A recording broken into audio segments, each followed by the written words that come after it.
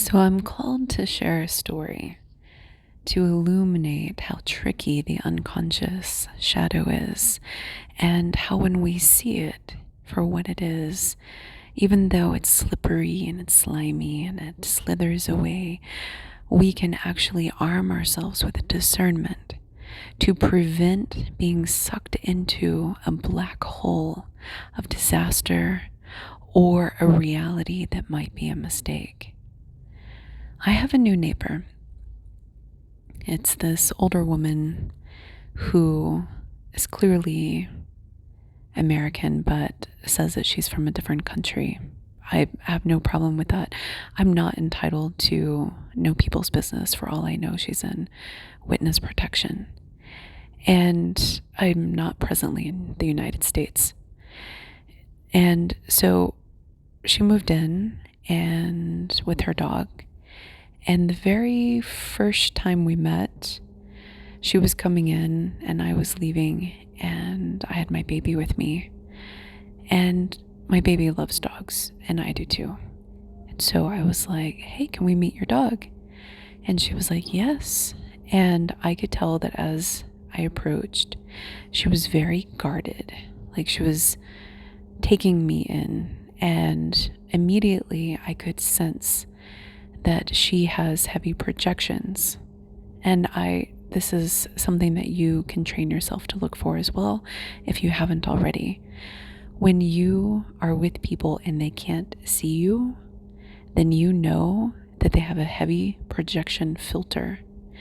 And it's something that you should be on red alert, just in the back of your mind, because they can start to symbolize you as people from their past and do some really awful things to you.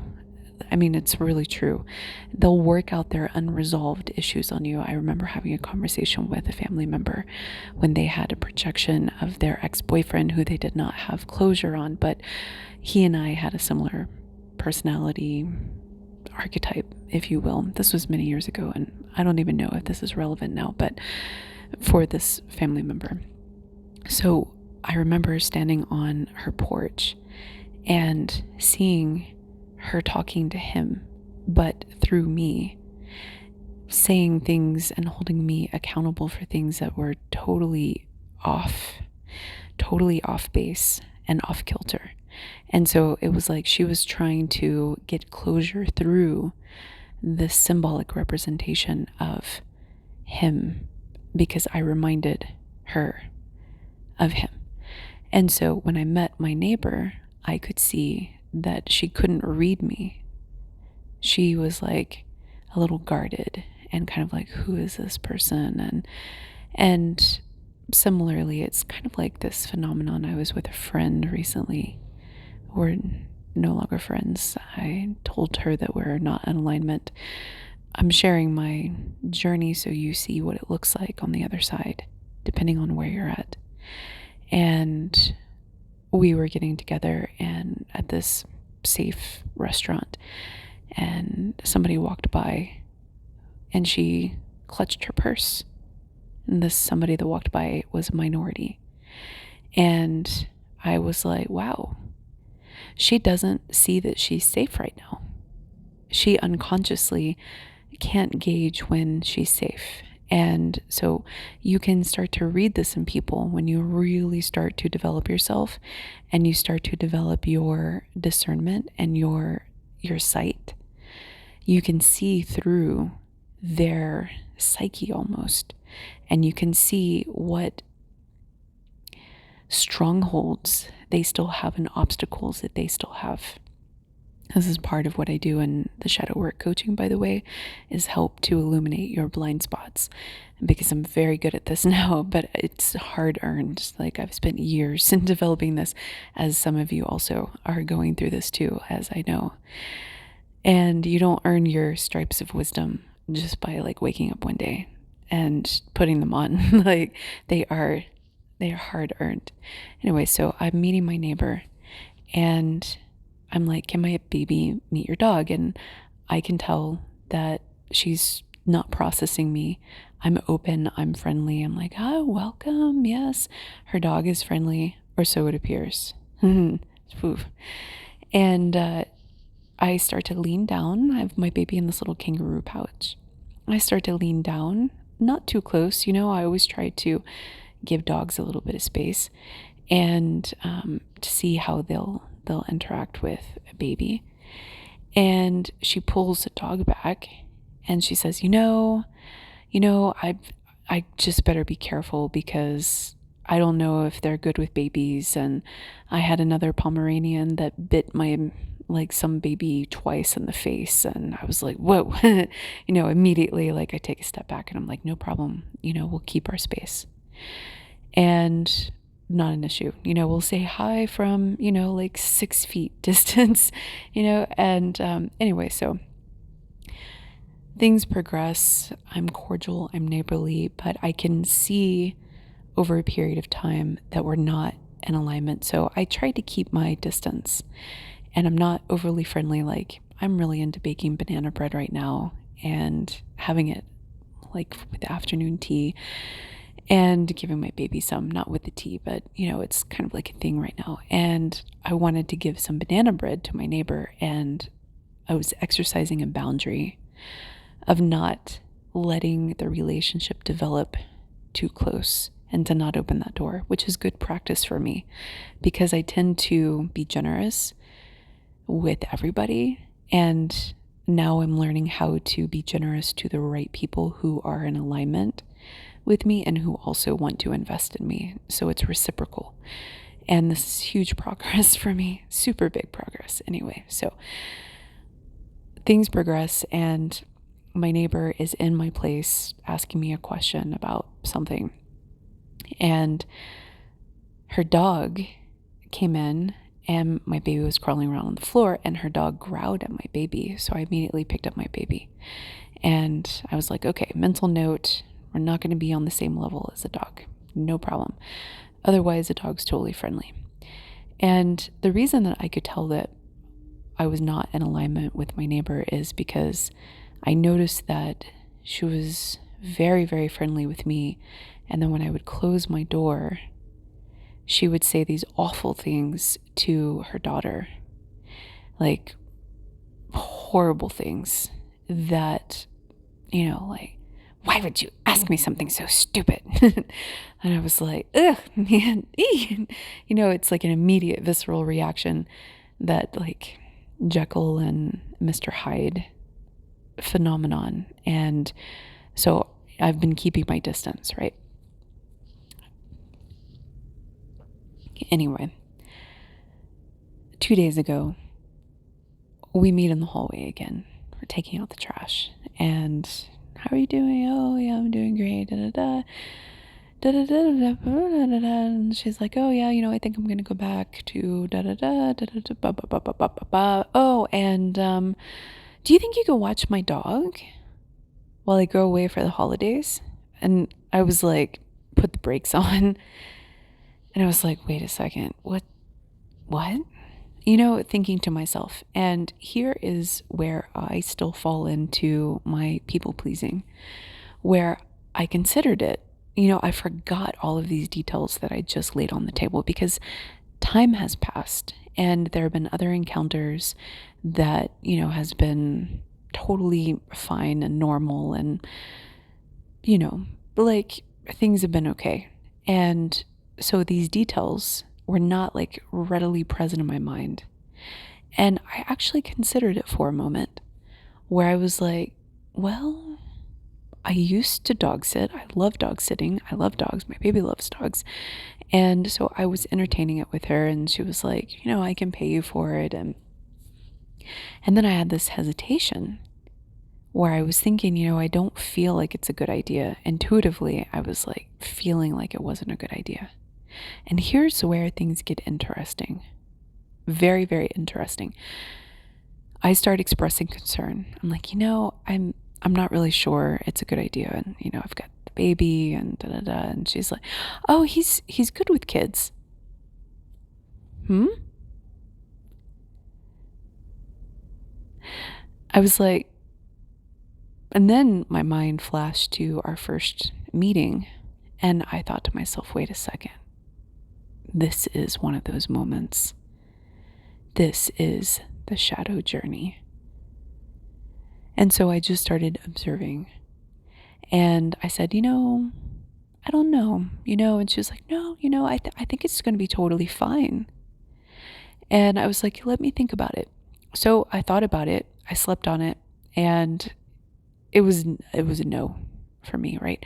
So today I slip outside my door when I hear her, and I was like, hey, I just want to let you know I thought about it, and I really don't think it's a good idea. And I'm doing the single mom journey, and I have to work, and I don't have the mental space, and I don't think that. And she cut me off, and she was like, are you sure? He's really good with babies. I just had my grandson here, and didn't bite him or anything, and I was like, and I was like, no, I actually I just really don't think it's a good idea. And I can't guarantee that he's, going to be okay and well taken care of, because I've got work and I've got this, I was like, I don't think you can pay me enough to have the thought energy to make it okay for me, because I'm already balancing so much. And she laughed and she was like, well, somebody took care of him at this other city, and they just, put this little pen up, and he pretty much stayed the entire time in this pen. And I had this gut feeling like, oh my God, this is sick feeling. Oh my God, you want to confine your dog to be neglected because, that's what it felt like. And it felt just like this gut punch, and of course a dog is by my feet and trying to get a bug and grasshopper. It somehow made its way in the foyer, and I have no idea how it got there, and it's huge, and he's trying to eat it, and she's like, look, it's not, he won't even kill the grasshopper, and then he bites it. And I was like, okay. But the crazy thing is that when I first told her no, she was like, yeah, it's not a good idea, right? It's like we both knew it wasn't a good idea. And then she went on to try to convince me to take care of him. So I share the story with you because it's one of these really delicate situations where her operating level of consciousness is such that she's on heavy pharmaceuticals. And it's kind of like her avatar is waiting for her consciousness. This is what it feels like. Like she's existing. She is actually just existing. And she's existing in the state of this very wonderful self-medicated balance that works for her. I remember those days. There's no judgment. I feel like a lot of us go through that process. And especially when you are not awake yet, there's a lot of numbing, and there's a lot of just mindlessness. And I just think that it's almost like this empty cave that's waiting for the spiritual connection or for the consciousness to shift into. It's like if she's a reality shifter, this is where her empty vehicle is, where she's got one parked in this lifeline. And it's just tootling around, going about its day to day. She is going about her day to day, but at a level of consciousness that doesn't have a lot of empathy, that doesn't have a lot of personal work, that isn't connected to her intuition, that still has heavy projections. And when we are working with sentient beings like this, it's very, very, very critical for you as the conscious person exhibiting higher levels of sentience it's very, very important for you not to get dragged under, because you can't deal with things directly with sentience like this and people like this. You can't. If I were to shine a light on her behavior and to confront her about that initial conversation, do you know what would happen? She would gaslight me. She would spin it a different way, because what she wants is what she wants. And she is trying to control my perception to get what she wants. And this is really powerful to see in action. When people try to control your perception to get what they want, they will lie, they will cheat, they will steal. We see this so often in monogamous relationships, particularly if one person is hormonally controlled. I even had this experience with somebody who was awakening as well, and I was like, I can feel you. You know, like literally, I can feel you with another woman. Why are we pretending here? You know, like what's going on? And I know that the awakening journey is amazing. And anyway, so unfortunately, when dealing with these behavior patterns of unconsciousness, and especially when people are still operating from a 3D consciousness perspective, what happens is that they take everything at face value when it suits them. And you can't talk about these underlying patterns without it getting very, very messy, or without getting dragged under. And if you're not cognizant of this, then you will get taken advantage of. I have so many times. You will get taken for a ride. I know we can pretend it's all love and light. We can totally pretend that there's no unconscious behavior patterns, that there's no shadow, that there's no parked vehicles, you know, that are operating at a lower sentience, waiting for the conscious person to shift into. That's just an alternative explanation. I'm not saying that's really what's happening here, but you get the idea. We're upgrading our consciousness from binary to quantum, so we have to start opening up these discussion lines of what it might be like if all of us had the potentiality of reality shifting, and how might we explain the world when we are saddled in between conscious and unconscious illumination opportunities. Because the reality is that we can't deny reality. And the reality is my neighbor's not conscious. She's not. And that's okay. That's the reality. So when working with opportunities that are presented to you from people that are willing to twist things and turn things in order to get what they want, it is actually on you and me and all of us awake people to see it for what it is and to handle it constructively and appropriately. And that's going to look differently for all of us at different times. For me, in this situation, it was simply saying no, and then saying no again, and then saying no again,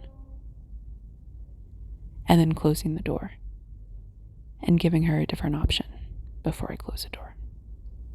So listen, I am a reality shifting coach, and one of my specialties is working through shadow patterns, helping you see patterns like this in your own behavior, but also in other people's behavior, particularly if you're still hung up on somebody that's not treating you right. I really dig into situations like that and help to liberate you by revealing some of the patterns that may be enmeshing you. And so if you're interested in that, you are welcome to reach out to me, sacredjourneyproductions@gmail.com.